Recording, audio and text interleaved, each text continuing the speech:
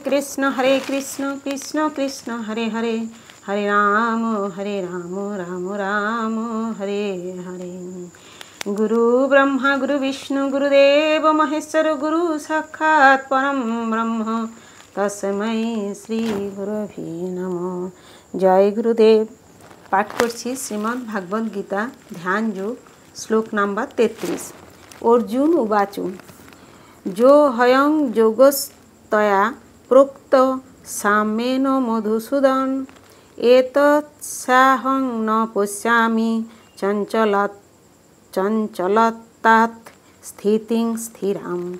अर्जुन उवाच, अर्जुन बोलें ज अयम এই পদ্ধতি যোগ যোগ তয়া তোমার দ্বারা উক্ত বর্ণিত হলো সাম্যেন সমদর্শন রূপ মধুসূদন হে মধুসূদন এতস্য এর অহম আমি ন মানে না পশ্যামি দেখি চঞ্চলাত্তাৎ মানে চঞ্চল বশত স্থিতিম স্থিতি স্থিরাম মানে স্থায়ী। অনুবাদ। অর্জুন বললেন হে মধুসূদন তুমি সর্বত্র সমদর্শন রূপ যে যোগের উপদেশ করলে মনের চাঞ্চল্যের কারণে আমি তার স্থায়ী স্থিতি দেখতে পাচ্ছি না। তাৎপর্য। ভগবান শ্রীকৃষ্ণ অর্জুনের কাছে সুচৌদেশে থেকে শুরু করে যোগী পরম পর্যন্ত যে যোগের পদ্ধতি বর্ণনা করেছেন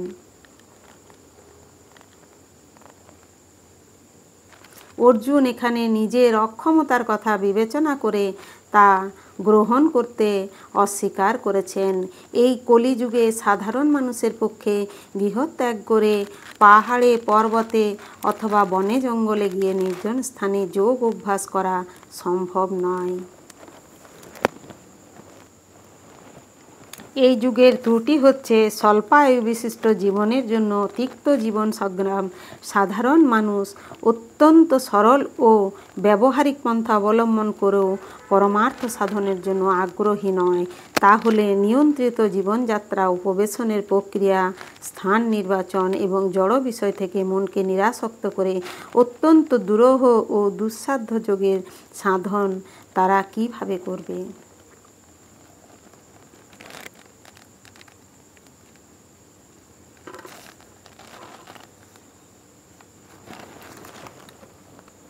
তাই বাস্তব জীবন সম্বন্ধে অভিজ্ঞ অর্জুন চিন্তা করলেন এমনকি বিভিন্ন দিক থেকে তার পরিস্থিতি অনেক অনুকূল থাকলেও এই যোগ সাধনা করা একান্তই অসম্ভব ছিল। অর্জুন ছিলেন অতি উচ্চ বংশজাত রাজকুমার এবং নানাবিধ গুণের বিচারে অত্যন্ত উন্নত। তিনি ছিলেন মহান যোদ্ধা, দীর্ঘায়ু সম্পন্ন এবং সর্বোপরি তিনি ছিলেন পরমেশ্বর ভগবান শ্রীকৃষ্ণের অন্তরঙ্গ সখা। আজ থেকে 5000 বছর আগে অর্জুনের সুযোগ সুবিধা আমাদের তুলনায় অনেক উন্নত ছিল, কিন্তু তা সত্ত্বেও তিনি এই যোগ সাধন করতে অস্বীকার করেন। প্রকৃতপক্ষে কখনোই তার এই যোগ অনুশীলন করার কোনো উল্লেখ ইতিহাসে পাওয়া যায় না। তাই কলিযুগে এই পদ্ধতি সাধারণত মানুষের পক্ষে অবলম্বন করা অসম্ভব বলে বিবেচিত হয়ে থাকে। কয়েকজন বিশেষ মানুষের পক্ষে তা সম্ভব হতে পারে, কিন্তু সাধারণের পক্ষে এটি অসম্ভব। 5000 বছর পূর্বেই যদি এই রকম হয়ে থাকে তাহলে এখনকার অবস্থার কি কথা? যে সমস্ত মানুষ তথাকথিত বিভিন্ন যোগ অনুশীলন বিদ্যালয় ও কেন্দ্রে এই যোগ পদ্ধতির অনুকরণ করে আত্মতৃপ্তি লাভ করার চেষ্টা করছে তারা কেবল তাদের সময়ের অপচয় করছে। জীবনের ঈপ্সিত লক্ষ্য সম্বন্ধে তারা সম্পূর্ণ অজ্ঞ। হরে কৃষ্ণ কৃষ্ণ কৃষ্ণ হরে হরে, হরে রাম রাম রাম। জয় গুরুদেব জয় গুরুদেব জয় গুরুদেব।